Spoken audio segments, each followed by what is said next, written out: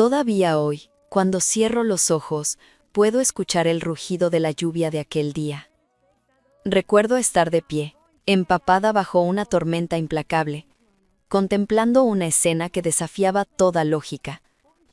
Allí estaba don Alejandro, el presidente del impolente Consorcio Águila, el hombre más poderoso de la región. Estaba arrodillado en el fango, ensuciando su traje a medida, llorando como un niño pequeño frente a una anciana frágil que se ganaba la vida recogiendo cartones. ¿Qué vínculo secreto podía existir entre la cima del mundo y su rincón más olvidado? Me llamo Elena, y esta es la historia de cómo un día de furia desatada por la naturaleza unió nuestros destinos para siempre. Apenas unas horas antes de presenciar esa escena, mi realidad era muy distinta. Me había despertado de madrugada en mi pequeña habitación alquilada. El sonido de las gotas golpeando con violencia el techo de chapa era casi ensordecedor. Llevábamos semanas lidiando con goteras, pero el dinero apenas me alcanzaba para comer, mucho menos para reparaciones. Esa mañana no era una mañana cualquiera.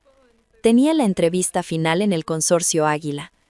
A mis 24 años, aquella era mi única esperanza para salir del pozo y saldar las interminables deudas médicas que me había dejado la larga enfermedad de mi difunta madre. Me levanté en silencio. El agua del grifo salía helada, pero me lavé la cara con determinación.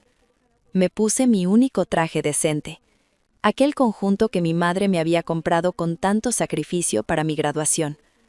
Frente al espejo roto, me prometí a mí misma que hoy, por fin, todo iba a cambiar. Sin embargo, al abrir la puerta de la calle, el mundo parecía haberse hundido.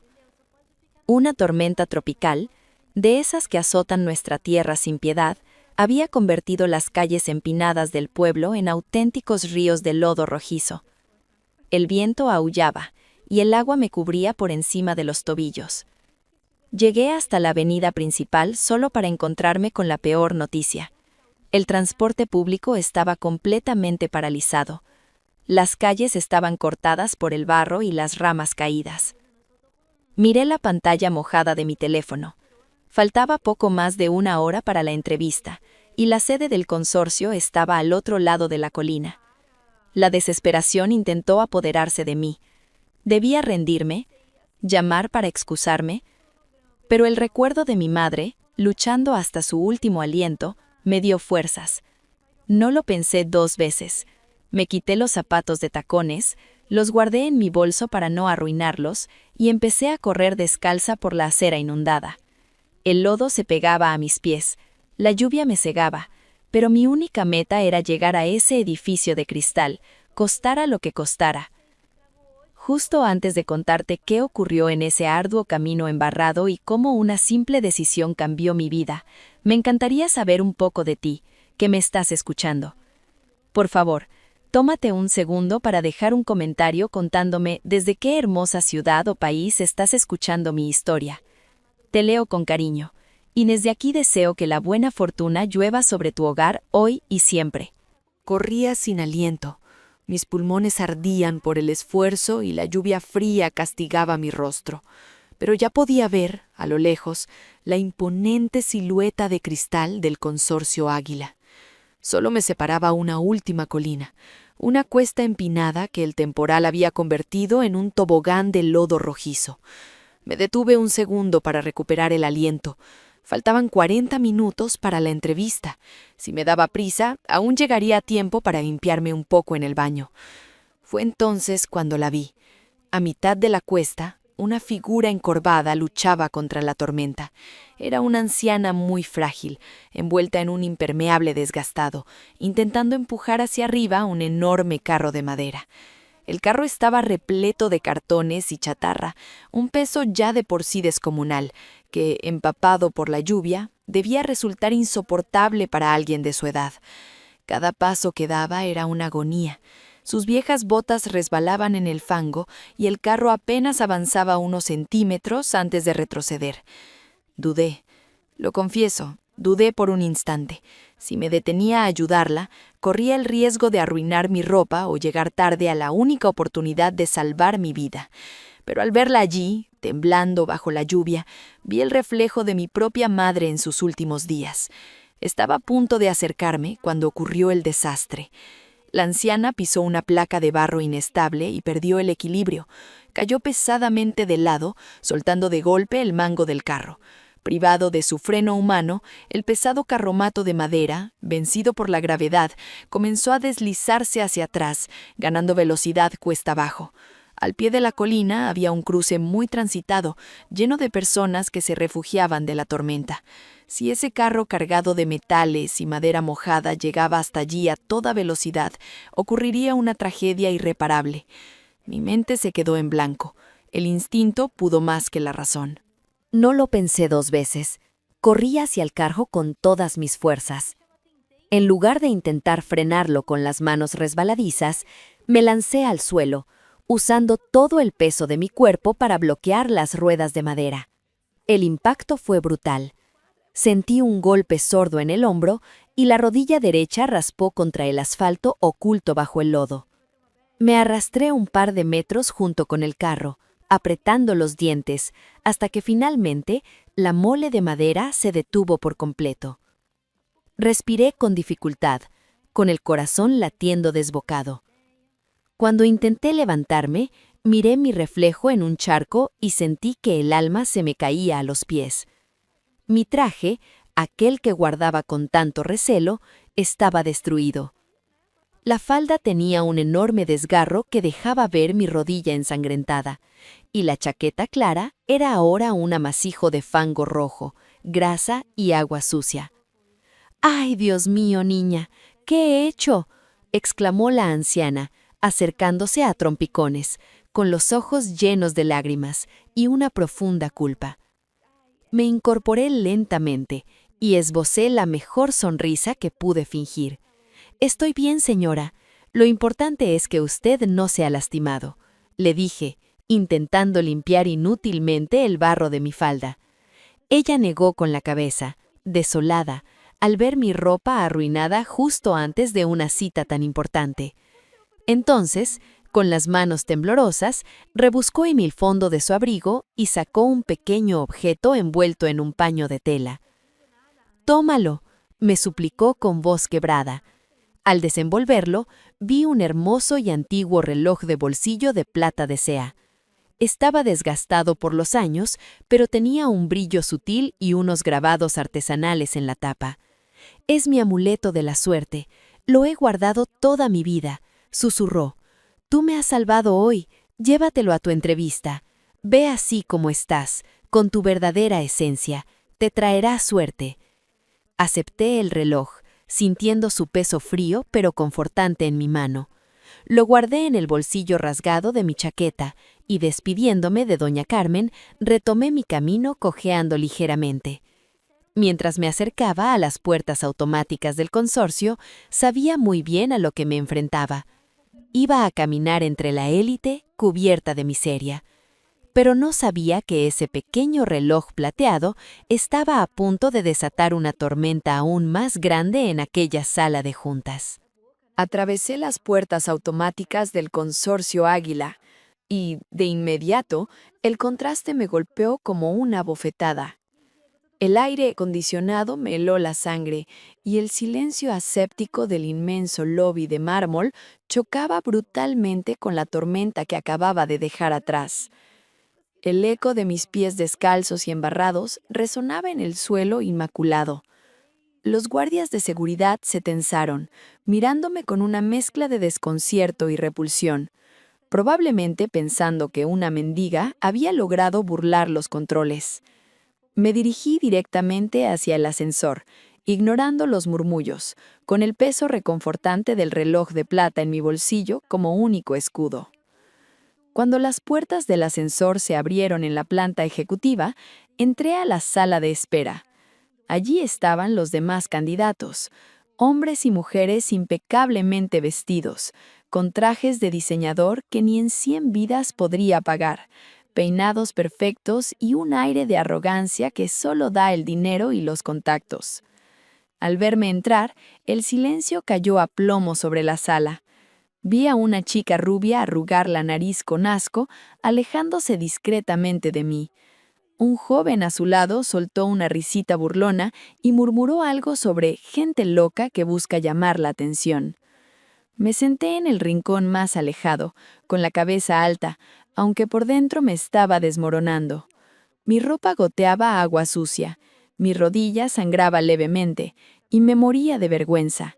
Pero ya no había marcha atrás. De pronto, una asistente abrió la doble puerta de caoba. «Señorita Elena, ¿es usted?», preguntó, escaneando mi aspecto con los ojos desorbitados.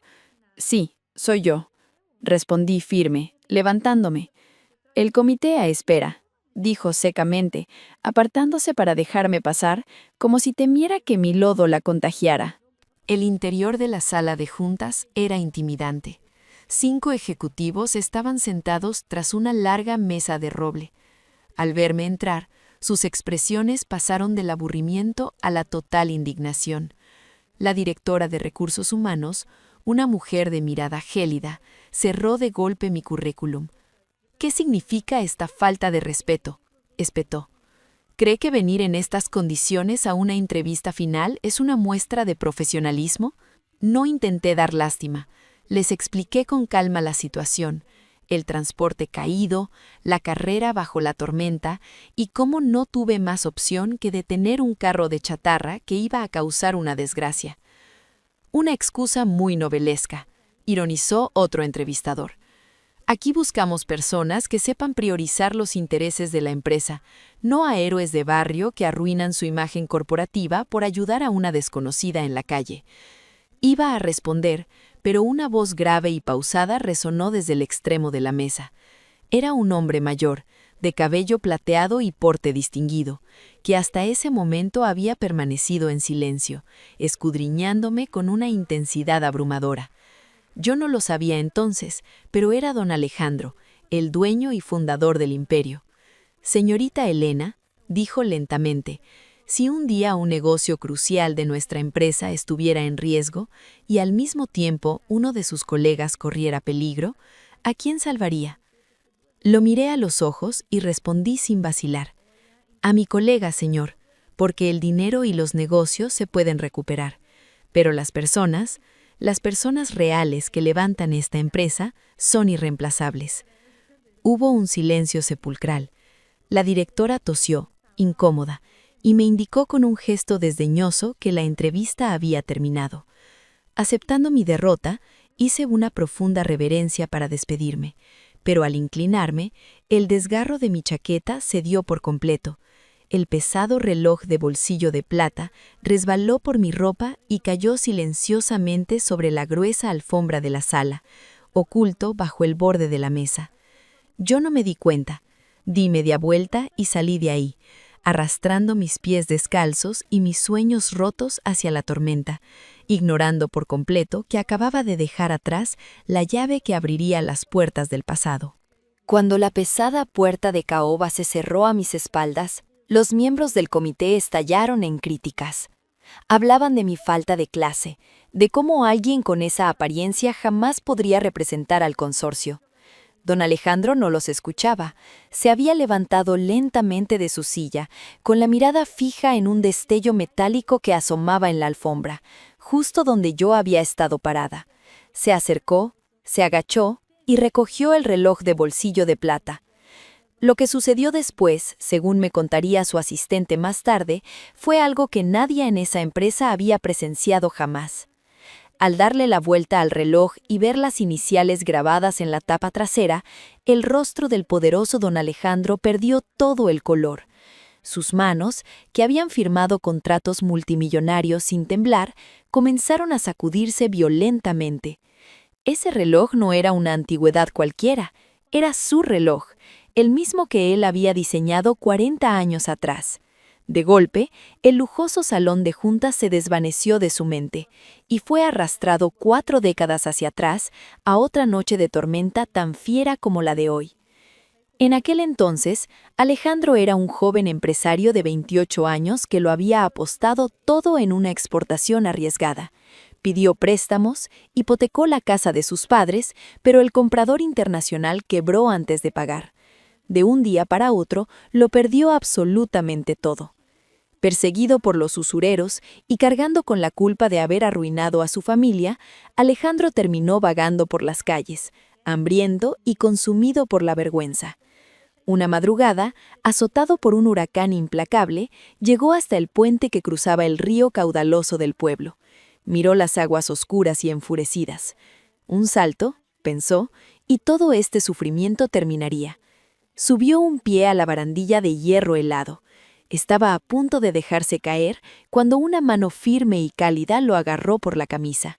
¿Qué crees que haces, muchacho? La vida es demasiado terca como para rendirse así. Era doña Carmen, que en aquel entonces era una mujer enérgica y dueña de una modesta fonda cerca del puente. Regresaba del mercado bajo la lluvia, y al verlo, dejó caer sus bolsas para tirar de él con todas sus fuerzas. Alejandro no tuvo fuerzas para resistirse.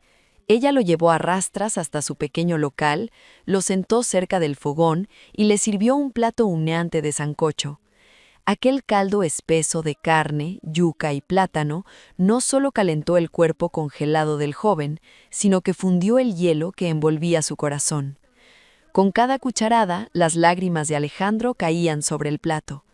Lloró todo su fracaso, todo su miedo, y ella solo le frotó la espalda, diciéndole que mientras hubiera aliento, siempre habría un nuevo amanecer.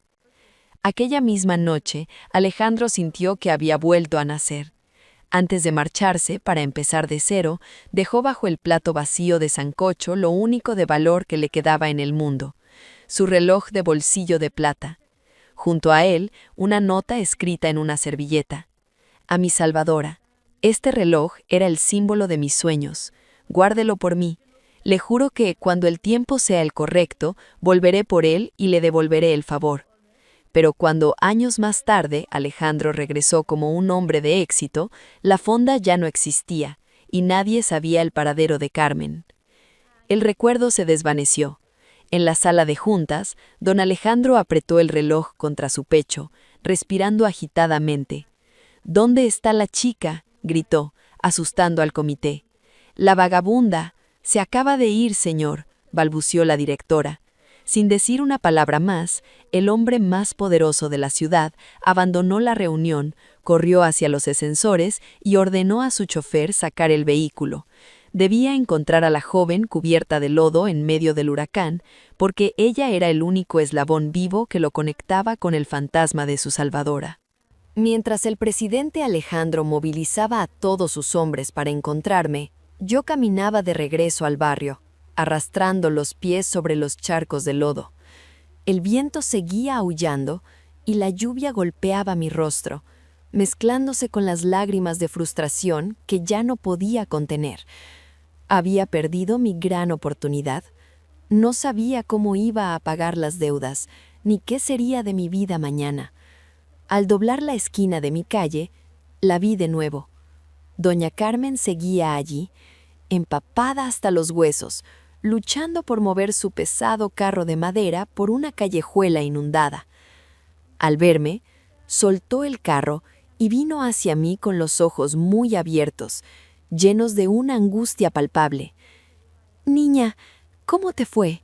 ¿Te aceptaron a pesar de tu ropa?», me preguntó, tomándome de las manos heladas. Ver la culpa reflejada en sus ojos arrugados me partió el alma.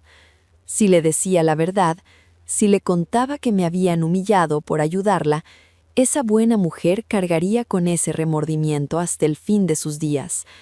Así que respiré hondo, esbocé la sonrisa más brillante que pude y le mentí. «Me fue de maravilla, doña Carmen», le dije, apretando sus manos. Fueron muy comprensivos. Me dijeron que mi acción demostraba un gran carácter. Estoy segura de que me darán el puesto. La expresión de la anciana se iluminó como si el sol hubiera salido de repente en medio de la tormenta. «Te lo dije, el reloj de plata trae bendiciones a los corazones puros», exclamó, sollozando de alivio. Sin decir más, me coloqué a su lado. Agarré el mango del carro de chatarra con mis manos desnudas y comencé a tirar junto a ella bajo el aguacero. Fue en ese preciso instante cuando el rugido de un motor potente rompió el sonido de la lluvia. Un inmenso SUV negro con lunas tintadas frenó bruscamente a escasos metros de nosotras, salpicando lodo en las paredes. La puerta trasera se abrió de golpe. Era él, el anciano de cabello plateado que había estado en la sala de juntas, don Alejandro. Me quedé paralizada, soltando el carro. Pensé que había venido en persona a expulsarme del barrio por haber ensuciado su prestigiosa oficina. Pero Alejandro ni siquiera me miró a mí. Sus ojos, enrojecidos y desorbitados, estaban fijos en la anciana que estaba a mi lado. Dio un paso al frente. Sus zapatos italianos se hundieron en el barro rojizo, pero él no pareció notarlo. Caminaba como un sonámbulo, temblando de pies a cabeza. Doña Carmen se encogió, asustada por la presencia de aquel hombre imponente. «Señor, ¿buscaba usted algo?», preguntó ella con voz temblorosa. La respuesta de Alejandro fue un sonido ahogado, un cruce entre un sollozo y un grito reprimido. Y entonces, ante mis ojos atónitos, el hombre más rico del país dejó caer sus rodillas pesadamente sobre un charco de lodo. «Carmen», sollozó, «Carmen, soy yo, soy el muchacho del puente, el muchacho del sancocho caliente. He vuelto». El tiempo pareció detenerse. El viento dejó de soplar en mis oídos. Doña Carmen soltó un grito ahogado y se llevó las manos al rostro, dejando caer su viejo paraguas. Reconoció la voz, reconoció la mirada atormentada del joven que una vez salvó de las aguas oscuras. Se arrodilló allí mismo, en el fango, frente a él. Dos personas, separadas por 40 años y un abismo de riqueza, se fundieron en un abrazo desesperado, llorando sin consuelo bajo la tormenta tropical. Alejandro le besaba las manos agrietadas por el trabajo duro, pidiéndole perdón una y otra vez por haber tardado tanto en encontrarla. Ella le acariciaba el cabello plateado, murmurando que nunca perdió la fe, que siempre supo que él lograría hacer grandes cosas. Yo estaba de pie junto a ellos, con el rostro empapado, incapaz de distinguir mis lágrimas de las gotas de lluvia. Entendí, en ese instante mágico, que aquel reloj de plata no se me había caído en la sala de juntas por accidente. Había sido el destino, usando mis manos enlodadas para trazar el camino de vuelta a casa de una promesa de 40 años. Cuando la tormenta amainó un poco, Alejandro ordenó a su chofer que subiera a doña Carmen y a mí a la cálida parte trasera de su vehículo. Allí, envueltas en toallas secas, escuchamos la historia completa. Doña Carmen nos contó cómo, tras la muerte de su esposo por una enfermedad costosa, perdió su fonda y terminó en la calle. Durante décadas, sobrevivió recogiendo cartones y metales bajo el sol inclemente y las lluvias torrenciales, pero jamás, ni en sus días de mayor hambre, intentó vender aquel reloj de plata. «No era mío para venderlo», dijo ella con una sonrisa dulce. Era la esperanza de un muchacho que prometió volver. Alejandro le tomó las manos, con los ojos aún cristalizados. «Carmen, tus días de sufrimiento han terminado. Desde hoy serás mi madre, y cuidaré de ti como tal», prometió solemnemente. Luego, se giró hacia mí. Su mirada ya no era la del severo presidente que conocí en la sala de juntas, sino la de un hombre profundamente agradecido. «Elena», dijo con voz firme, «mi comité se equivocó contigo. Tienes el puesto. El Consorcio Águila necesita personas con tu valentía, personas que entiendan que el mayor capital de una empresa no es el dinero, sino el valor humano. Te espero el lunes en la oficina, en tu nuevo escritorio». Ha pasado exactamente un año desde aquel día tormentoso. Ahora, estoy sentada frente al gran ventanal del lujoso apartamento que don Alejandro compró para doña Carmen en el centro de la ciudad. Afuera, la primera tormenta de la temporada azota los cristales. Pero aquí adentro, todo es calor y risas. Carmen sirve tazones humeantes de sancocho, mientras Alejandro y yo, ahora como su mano derecha en el consorcio, brindamos por la vida. Sobre la repisa de la chimenea, brillando bajo la luz cálida, descansa aquel viejo reloj de plata. A veces, la vida nos pone a prueba en los momentos más oscuros, hundiéndonos en el barro hasta creer que lo hemos perdido todo. Pero he aprendido que ninguna buena acción, por pequeña que sea, se pierde en el viento. El karma, el destino, o como prefieras llamarlo, tiene una manera misteriosa y hermosa de tejer nuestros hilos para devolvernos el amor que damos al mundo. Si esta historia ha tocado tu corazón, te invito a que te suscribas al canal y le des me gusta a este video. Compartir este mensaje nos ayuda a recordar que la bondad aún existe. Déjame un comentario contándome si alguna vez un acto de bondad inesperado cambió tu vida. Gracias por escuchar mi historia, y que el tiempo siempre te traiga las recompensas que tu noble corazón merece. Hasta la próxima. Muchas gracias a todos los oyentes por acompañarnos en esta historia del canal Su Corazón Oculto. Si este relato ha tocado tu corazón, no olvides darle like y suscribirte para ayudarnos a seguir creando y compartiendo nuevas historias. También te invitamos a dejar tu comentario contándonos qué piensas sobre este caso y desde qué ciudad o país nos estás escuchando. Nos encantará leerte y sentirte cerca. Queremos recordarte que todo el contenido, los personajes, las imágenes y la voz de este video son ficticios y han sido creados con el apoyo de inteligencia artificial durante el proceso de producción. Gracias de corazón por estar aquí con nosotros y hasta la próxima historia.